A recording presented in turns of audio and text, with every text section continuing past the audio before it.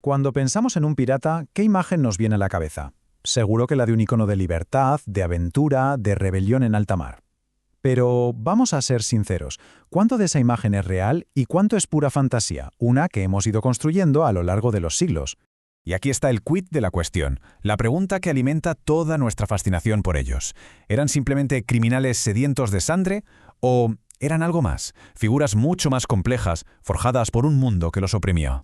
La cultura popular, el cine, los libros nos han metido a fuego estos conceptos en la cabeza, ¿verdad? Tesoros, ron, libertad.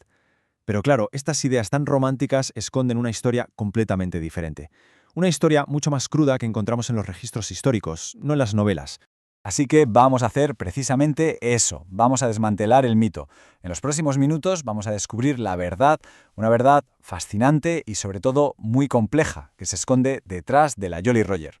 Y para empezar a desmontar este mito, ¿por dónde empezamos?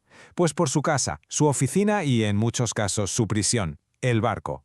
Porque lejos de ser un paraíso flotante de libertad, era un auténtico infierno.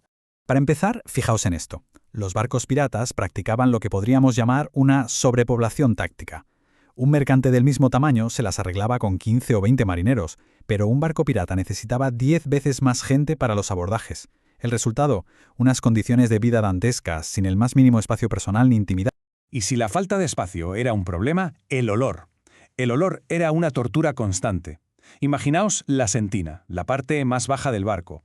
Un pozo negro de agua estancada, basura, restos de comida, ratas muertas, todo fermentando y generando gases tóxicos.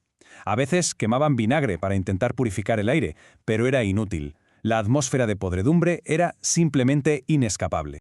Vale, entonces tenemos un infierno flotante, sucio y abarrotado. Y es justo aquí donde nos encontramos con la mayor de las paradojas. Porque en medio de esa miseria física, los piratas crearon una de las sociedades más sorprendentemente progresistas de su tiempo. El pilar fundamental de su sociedad era el código pirato. Y ojo, esto no era la ley de la selva, ni mucho menos, era una constitución en toda regla. Cada miembro de la tripulación la firmaba, juraba lealtad a sus normas, y el primer artículo era casi siempre el mismo. Cada hombre tiene un voto. Para evitar la tiranía de la que muchos habían huido en la marina o en los barcos mercantes, se inventaron un sistema de contrapesos brillante. El capitán era la autoridad absoluta, sí, pero solo durante la batalla. El resto del tiempo, el poder real lo tenía el intendente, que era elegido por la tripulación y se encargaba de repartir el botín, la comida y mantener la disciplina. Y ese espíritu igualitario se notaba, sobre todo, en el bolsillo. Bajo el lema «sin presa no hay paga», el reparto era increíblemente justo. Un capitán solía ganar solo el doble que un marinero raso. ¡Solo el doble! Comparemos eso con la marina mercante, donde la diferencia podía ser de 20-1. Y fijaos, el intendente, como reflejo de su poder, ganaba exactamente lo mismo que el capitán. Pero es que fueron aún más lejos. Crearon, y esto es alucinante, uno de los primeros sistemas de compensación por accidente laboral de la historia. Antes de repartir el botín se apartaba un fondo para los heridos. Perder un brazo derecho, por ejemplo, se compensaba con 600 reales de A8, una auténtica fortuna que te salvaba de la mendicidad que esperaba la mayoría de veteranos de la Marina Real. Claro, toda esta libertad y esta democracia radical tenían un precio. Y era un precio altísimo que se pagaba día a día en la rutina a bordo.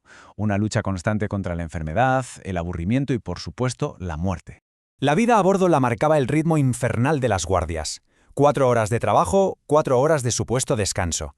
Esto significaba que nadie, nunca, dormía más de 3 o 4 horas seguidas. La tripulación vivía en una especie de neblina de fatiga crónica. Y la guardia más temida de todas era la guardia del cementerio, de medianoche a las 4, en la oscuridad más fría y absoluta. La dieta era sencillamente atroz. La base era carne salada, tan dura que parecía madera, y la famosa galleta náutica. Una galleta que, por cierto, casi siempre estaba infestada de gorgojos. La solución, o la golpeabas contra la mesa para que salieran las larvas, o, como dice esta cita, simplemente te la comías a oscuras y esperabas no notar nada. Y si resultabas herido en combate, la cosa se ponía muy fea. La medicina a bordo era, para ser claros, una carnicería. Una herida de bala o de una astilla casi siempre acababa en amputación.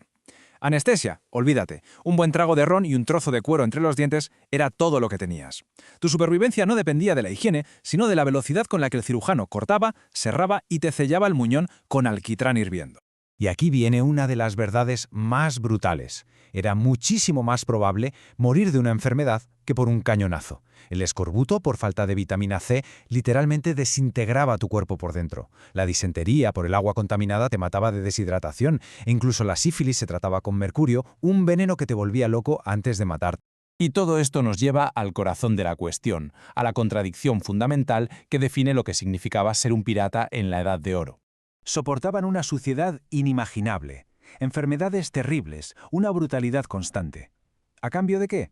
Pues a cambio de algo que no podían encontrar en ningún otro lugar del mundo: un voto, una parte justa del botín y la libertad de no tener que arrodillarse ante ningún capitán tirano o rey lejano. Y este quizás es su legado más sorprendente y paradójico. Eran criminales, sí, marginados por la sociedad, pero a bordo de sus barcos construyeron pequeñas repúblicas flotantes con ideales de democracia, de justicia y de bienestar social que estaban, literalmente, siglos por delante de su tiempo. Así que la pregunta final queda en el aire. ¿Qué fueron realmente estos piratas? ¿Un experimento social? ¿Una utopía fallida que se ahogó en su propia violencia? ¿O fueron una respuesta brutal, pero quizás necesaria, a un mundo que era todavía más brutal con ellos? La historia de estos hombres, sin nación, desde luego, nos obliga a pensar en cuál es el verdadero precio de la libertad.